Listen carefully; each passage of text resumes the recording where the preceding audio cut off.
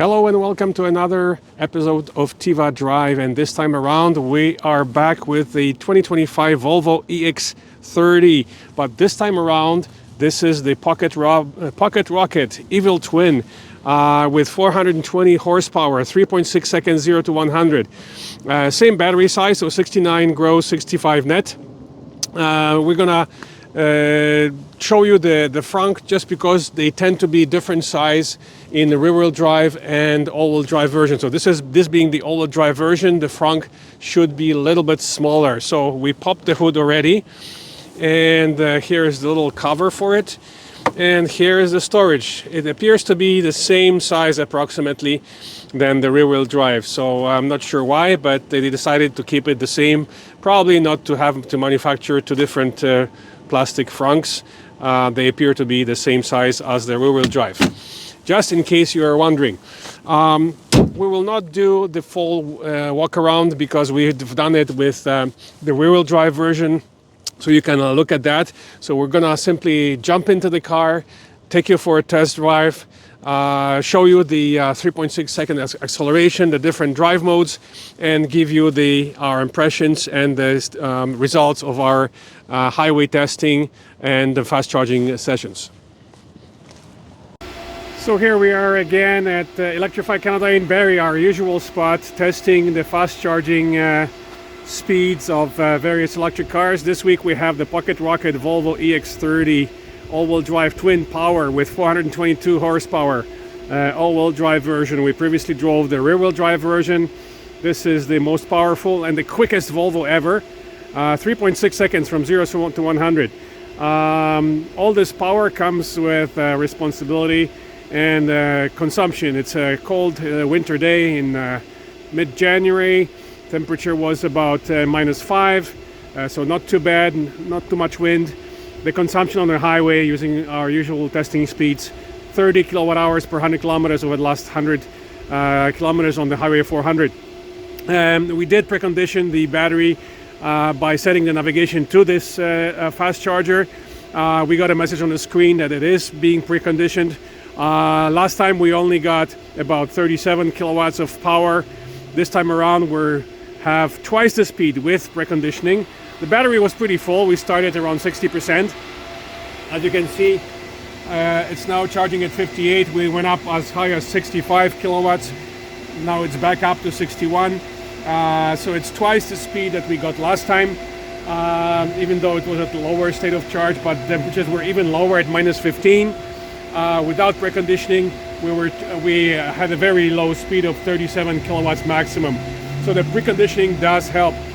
What it does as well, though, is unfortunately causes the car to use more electricity because it has to preheat the battery ahead of the fast charging session. So here we are at Canadian Tire, Mapleview, Barrie, our usual spot. Good looking car, very fast as well. We're gonna compare it with the other least expensive way to reach 100 kilometers per hour in under 4 seconds, and that would be the Ford Mach-E GT. So stay tuned for the full review on our YouTube channel. Okay, so we're inside 2025 Volvo EX30 Twin Power. By the way, there's no badging whatsoever that tells you that this is all-wheel drive version. So I had to double check and triple check with the press fleet people that this is actually an all-wheel drive. But there is a way you can tell on the inside of the car that this is the performance all-wheel drive version. And you basically go into the car menu and you go into settings. And you go into driving, and here number one you have different kind of interval from the car in front of you, steering assist, lane change assist, I'm not sure why it's off, adapt to speed limit, you can turn it off or on. The automatic, it only works when you're in autopilot. One pedal drive, on or off. There is no different regen settings, just on or off. And here we go, performance all-wheel drive. So the standard, it's off, it's always off. If you want to turn it on, you basically click it here, and now you're in maximum power and the car behaves differently. So let's take you for a quick spin. We'll start with the performance all-wheel drive mode. There we go. And let's give you the full impression of the acceleration in the performance all-wheel drive mode. Here we're gonna just reverse it back to give ourselves a little bit of space and to enjoy that 3.6 seconds. Okay, there we go. Performance mode. Let's turn this off. Okay. By the way, yeah, auto hold is right here. You have to really press down hard on the brake pedal to activate the auto hold. You can tell it's right here at the top of the screen. We're in auto hold, and then we can just floor it. Whoa! And we have a lot of salt on the road, so the car is just dancing. It's not, the winter's not the best idea to test the launch modes in various sports cars, even with all-wheel drive, because we have winter tires on. Those are not high-performance tires, so we'll have to just take this car again in the summer on all-season tires, and then we can make you enjoy the 3.6 seconds acceleration. So what we can tell you is, there's cars, too many cars going in left and right. Anyway, so there is a difference in the way the car behaves with the performance all-wheel drive and without it. So we can maybe try and go on a little quieter street to give you kind of the impression of what the difference it makes when you're in the performance and non-performance modes. So let's take a quick right in here. So hopefully there's a little bit less salt here, so it might work a little bit better. So auto hold. And there we go. So very immediate response. No wheel spin this time around because there's no salt residue on the street, and we can try and repeat it with the performance all-wheel drive off.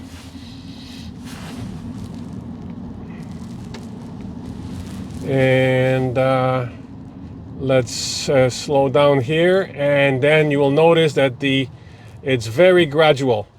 I'm flooring it, and the power comes very gradually in the non-performance mode, so it's kind of much more gentle. So you can definitely tell the difference in the way the car behaves in the performance all-wheel drive and the standard mode.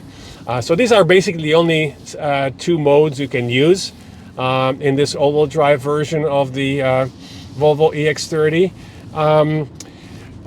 What are some of the quirks that we're not happy with? The back seats, we had some passengers in the back seat, and as you know, it was quite cold, -15. We had the climate set at 20. There are no vents for the rear passengers, so the rear passengers tend to be quite cold. So you'd have to overheat the front of the car, probably set it at 22 or 24 in order for the rear passengers to be comfortable. So there's no vents at all in the back, and there's no rear seat heating either. So this version here is 62 grand. So it's quite a bit more than the rear-wheel drive version, which is under 60. It's in the high 50s, 58, 57, 58 now with the tariffs that have been implemented on made in China cars. And this car is made in China, unlike the EX90 Big Brother, which is made in the US. So at 58 versus 62, so 4 grand more for this all-wheel drive version. This is actually the quickest Volvo ever, 3.6 seconds, 420 horsepower versus 268 for the rear-wheel drive. The rear-wheel drive is just under 6 seconds, and this is 3.6 seconds. So it's quite a difference, and it's a very quick little car. And what we would like to compare it with, even though we didn't get a chance to put them side by side, we just took a picture with the Ford Mach-E GT, which now starts at 67,000 after all the discounts. So it's only 5 grand more than this car. It is, however, much bigger car, so way more comfort in the back seats, bigger trunk, bigger car altogether. So for 5 grand more, you also have a sub 4 second acceleration. on the Ford Mach-E, and you get much more of a car. So the question is whether there's still a case to be made for this Volvo EX30 at 62 grand with its 420 horsepower, 3.6 second acceleration. I think there is. Volvo being a luxury brand, not everybody wants to drive a Ford, even with the in its GT performance version that gives you that sub 4 second acceleration. Let's turn on the Autopilot. Again, just a little button here. There we go. We are on Autopilot. It's not hands-free. It's just adaptive cruise with lane keep assist. The car is supposed to have auto lane change assist, but basically our experience is that most of the time it doesn't work. You could go to the options here again, go to the car status, quick settings, and that's the settings are here under driving. For lane change assist, there we go, up, lane change assist. Well, let's try and change the lane. No, it's not happening. So even when it was on, you can see little squares on either side of this display here. This is when you can tell that the car is ready to make an automatic lane change. However, now that we're on the Gardner here, it doesn't appear to have that option. We'll see once we go a little further if this option will appear. So you will have little green squares on the left or right side if it senses that there is space. There we go. Unfortunately, too many Sunday drivers on the road today, so we have to maneuver manually. So yes, there's no green squares on either side, which means that the car is not ready to do automatic lane change. We were able to do it successfully, maybe 2 or 3 times. The car changed its mind a couple of times, so the auto lane change feature is not quite yet perfected by Volvo. It could be that with future over-the-air updates, and this car does get over-the-air updates, that this feature will get better. Right now we just basically have to manually change the lanes. A lot of traffic here on a Sunday near Shareway on the Gardner, so we have to be super careful. Okay, let's quickly talk about the results of our testing on the highway. We were using the performance all-wheel drive mode. There's a crazy AMG guy in front of us, of course, misbehaving. So the results of our, and there's another idiot right up my back going crazy. Yes, a lot of crazy people on Sundays. So the results of our testing, we on the highway using the performance all-wheel drive mode, we have to tell you that the consumption is quite high. Without any preconditioning, the consumption was around 30 kilowatt hours per 100 kilometers on this car. So that's quite high. The most gasometer range that we got on this car was about 288 kilometers at full. So that's really not much at all.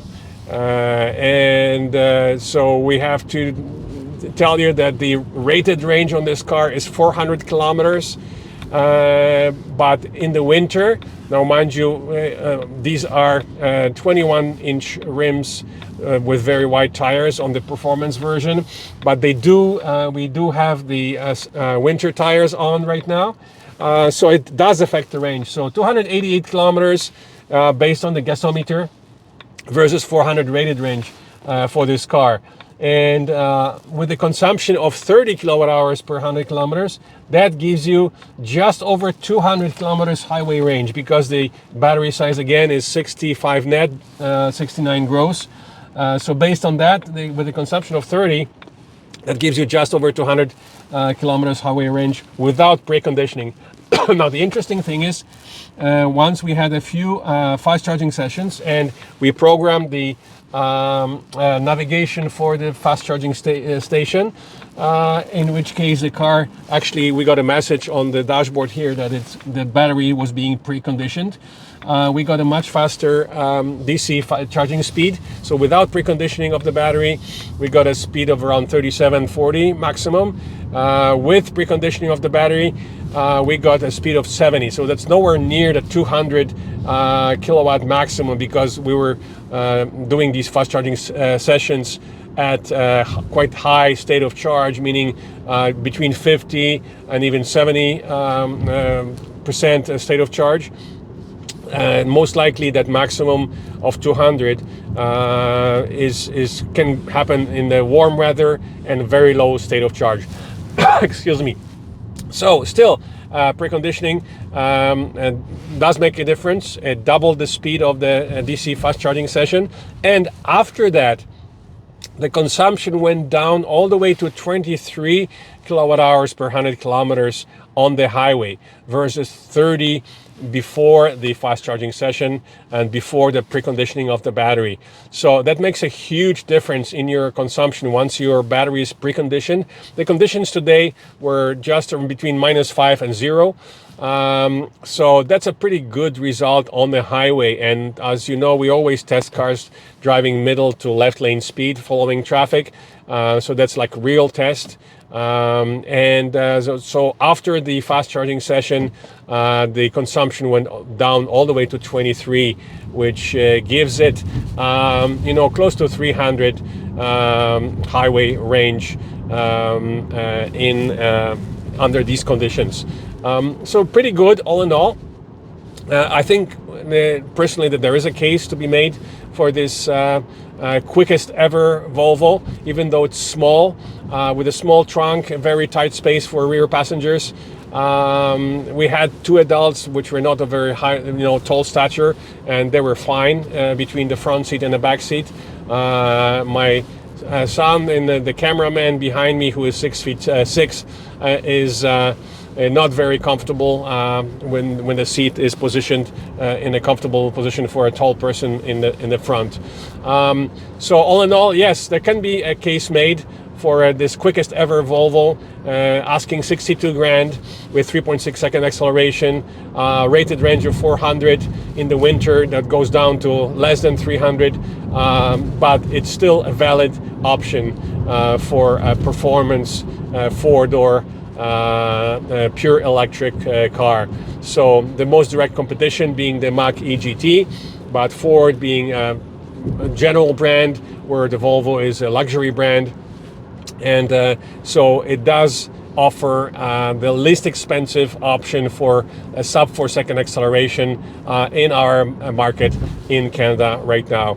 So if you have, again, any questions regarding this test, we've posted a lot of results of our testing on our Facebook page. You can see all the pictures there, results of our DC sessions, our various highway tests back and forth. And so you can refer to those pictures there. If you have any questions, please comment under the video. We'll try and answer your questions. As usual, don't forget to press the subscribe button on our channel to be informed when the next review is coming. We have lots more reviews coming for both new pure electric cars and plug-in hybrid cars to our channel. So stay tuned. Thank you for watching, and as usual, we have to thank our sponsor, Condos and Castles Realty Inc. You can find them at www.condosandcastles.com. Thank you for watching, and we'll see you at the next review.